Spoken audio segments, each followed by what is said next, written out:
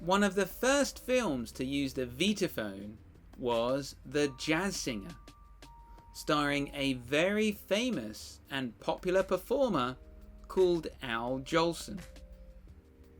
The story was a melodrama following a son who wants to become a singer.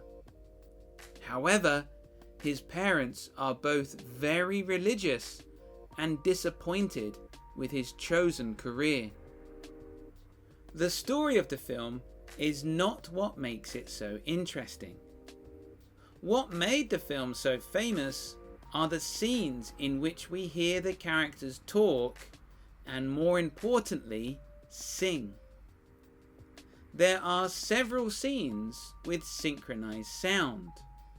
The rest of the film is a traditional silent cinema film, with insert cards showing lines of dialogue.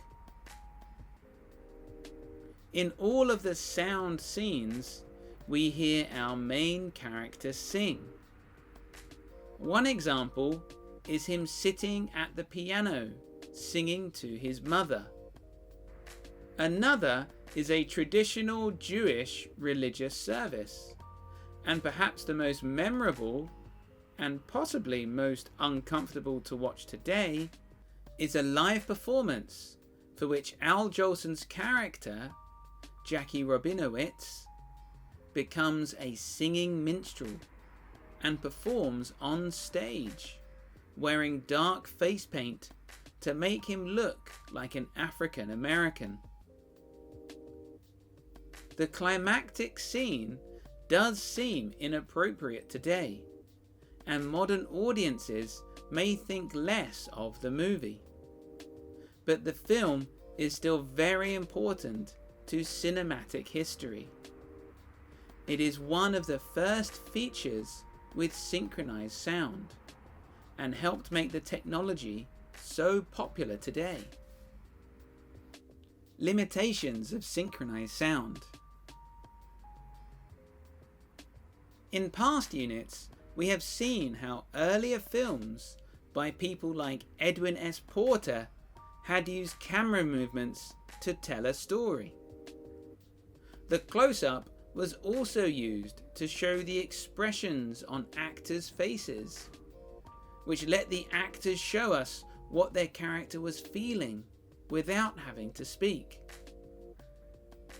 The way films were made changed in the late 1920s and early 1930s with this new technology.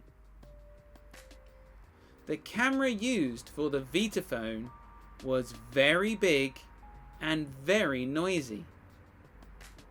It had to be kept inside a soundproof box, so the noise it made wouldn't affect the filming of the scene. This meant the camera would normally be placed in one location and kept there. So the camera movements that people like Porter used became much rarer, as moving the camera was so difficult.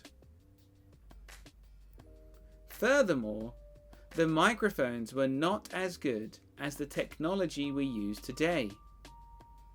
Actors had to be close to the microphone and talk directly into them, meaning their movement was limited too.